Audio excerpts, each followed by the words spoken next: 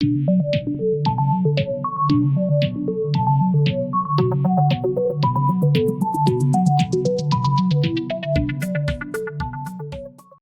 now we have a super special guest joining us as well. It's not every day you get to be joined by a former Grand Slam finalist, a former USTA Players Council president, and the current director of pro tennis operations and player relations at the USTA. That's exactly who's joining us next on stage. Doesn't hurt that he's a former NCAA Division III singles and doubles champion as well. With that said, ladies and gentlemen, please welcome to the stage Alex Butorac.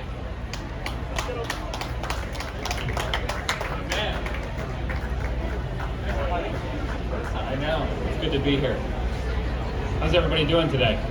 Not bad day for tennis, right? A little on the hotter side, but we'll take it. Shout out to you, still in pro shape, I have to say. Right out, that's my first impression right away. I did 90 minutes with Nick Monroe this morning. I'm still feeling it. You and him in this tournament, you guys make the final? Semi-final? I don't think so. Yeah, I don't think so. Not quite there, but of course we are so happy to have you here. And even before I pester you about the US Open, all the things I want to ask you about, let's just start with the return of tennis here in the United States, the return of fans on the grounds, whether it's at the City Open, whether it's at an event and a show like this. I know how appreciative I am to see all of you here tonight enjoying the tennis. How great is it, obviously, from the USTA side to be able to give this sort of show for the American tennis fans? Yeah, it's been great. I mean, I've been able to be on the ground a lot here in Cincinnati, getting to meet a lot of the staff and meet the people, and just seeing the buzz. I mean, you just look around right now and see how happy everyone is to have tennis back. And the thing that I'm noticing as much as that is sort of the reciprocal side on the players. Right? Where I'm in the locker rooms, I'm in the player restaurant, and they are so happy to be playing in front of crowds right now. Like, they literally come off the court just beaming. They've had 18 months of playing, primarily empty stadiums, limited crowds, and it's funny because they're almost. I'll go watch him. I watched TFO play in front of like a 2/3, 3/4 house, and he came off and he's like, "Booty, it's packed. Like, every seat was full." And I was like, "Well, I don't know if every seat was full, but like, to them, the energy is just electric, and it's fun to see it kind of go both ways. The fans being excited, but the players loving it too." No doubt about that. All I learned there is I have permission to call you Booty moving forward. That is what I was looking for. Of course, Alex Gruskin here, director of pro tennis operations, player relations at the USTA. Obviously, big event coming up in New York. I don't know if you've heard of it, the 2021 US Open, our final Grand Slam of this calendar year. No fans for qualifying, but there will be fans starting with the main draw, and again, to get to open up New York, the Super Bowl of the American tennis calendar. How excited are you for these next 2 weeks coming up? Absolutely thrilled. Last year we were obviously in the bubble, and a lot of people were asking me, what was it like to be inside the bubble, watching it? It must have been great to be one of the few people to see it. And I was like, frankly, it was kind of depressing, right? You get to these empty stadiums, and you know what Arthur Ashe Stadium should feel like. The players did a great job of being super professional. They did their best. We did everything we could to make it happen.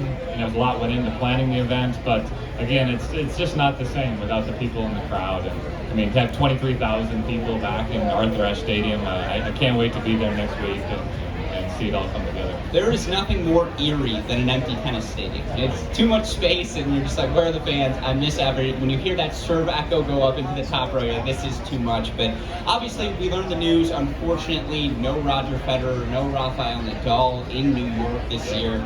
Curious your thoughts. It does feel like we look at the field here, 6 of the top 8 seeds into the quarterfinals of the men's side. It's guys like Medvedev, Zverev, Tsitsipas, Rublev, familiar faces. Are we in the midst of a generational shift, or as someone invested in the US Open, kind of bummed? No Rafa, no Roger. So again, it's the same thing here, and I work closely with the team here. They were really bummed, right, when they got all the news with no Rafa and no Novak. Again, we got to focus on the things we can control, right? And that's the same thing I used when I was on the court as a tennis player. We can't control the weather. We dealt with a lot of rain early in the week here. We can't control the player field. We're going to do the best we can. We're going to put on the best show possible. We're going to celebrate the talent that we have. There is a lot of young new stars that are really fun to watch. I mean, look at the way Medvedev's playing today. You got Zverev and Tsitsipas on tonight, two of the biggest contenders for the US Open title. So frankly, I'm excited by the young guys, and that's what I'm focused on. Am I disappointed? Of course. Everyone loves watching Roger play, but I like seeing Rafa. But it is probably a little bit of the changing of the guard. These guys, they're not young pups anymore. But I hope it's not the end. I hope we get to see a bit more. And we'll do what we can do. Well, if not Novak Djokovic, and of course Novak Djokovic in pursuit not only of his 4th Grand Slam title here in this 2021 season, not only looking to capture his 21st Grand Slam singles title of all time, but looking to make his return post-Olympics. We haven't seen him play in the wild. He is the prohibitive favorite, and I won't get you in trouble, but odds makers have him, I think, minus 135 versus the field right now. It's his tournament to lose. Let's move that aside, though. Everyone knows how good Novak Djokovic is. If you don't, I'm surprised to see you here. But in general, you look beyond that. If not Novak, who else? Who are the guys you're watching closest? I mean, look at the level we've seen from Medvedev here. He's obviously played well in New York. What Zverev showed at the Olympics was impressive. Being finalist at the U.S. Open prior. True, but beating Novak, on a very similar hard court. I did an interview with him here on the stage on Tuesday, I think it was. He's incredibly relaxed. You see, I think he's carried a lot of weight and a lot of expectation. He hasn't won a slam yet, but I think winning the gold medal is like a huge step for him. He seems to be as loose and relaxed as I've ever seen him. So, those are kind of the two that I've seen sort of that next level from. But again, I think as we saw last year, it can be anyone's tournament. And much like you say, they're carrying weight, much like you, very, very skinny guys, though, in general. But, my fun fact for you, my stat, you go to tennisabstract.com, you can find out hold percentage, break percentage, who's holding serve most frequently, who's breaking serve most frequently. Only 2 guys rank in the top 10 in both hold and break percentage. It's Novak Djokovic and it's Daniil Medvedev.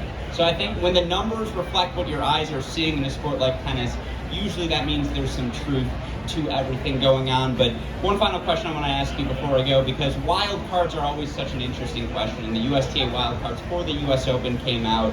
A couple of obvious ones, right? Venus always going to get a wild card anytime she wants to play. Jack Sock always, it feels like, in an American event going to get that wild card as well. I know we've got some youngsters in the mix too. You look at people like Haley Baptiste, Katie McNally, and on the men's side, Nakashima and Brooksby and Riffus and Svida. You can go on and on and on.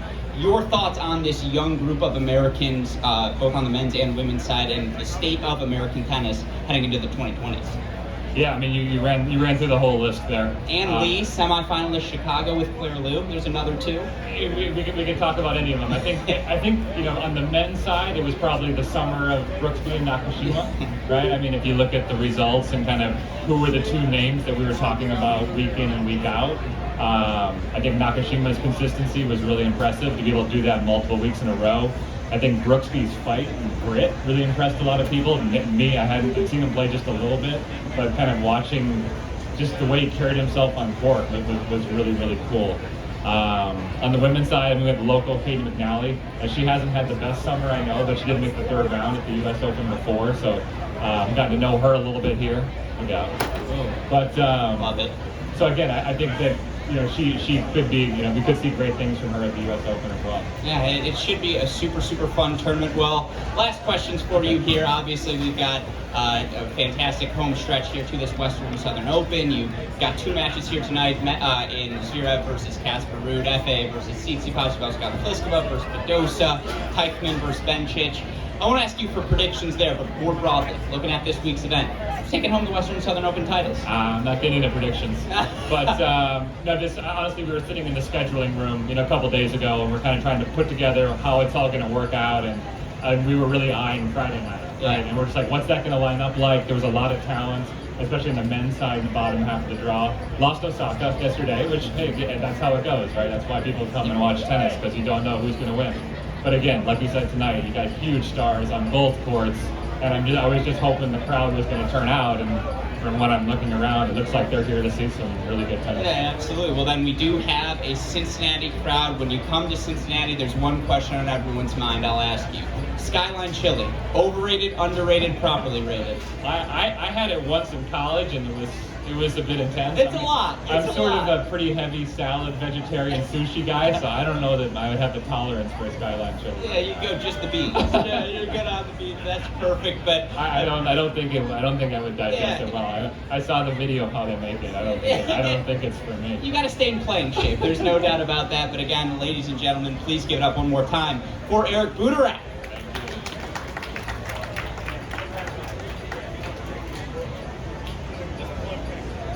All right, that will do it for today's show. Again, we are so grateful to our friends over at Tennis Point for hooking us up, allowing us to have this opportunity, of course, again, to hear more content like this, daily recaps. Go check out the website, crackrackets.com. But for now, I'm Alex Gruskin. We hope you enjoyed tonight's quarterfinal matches.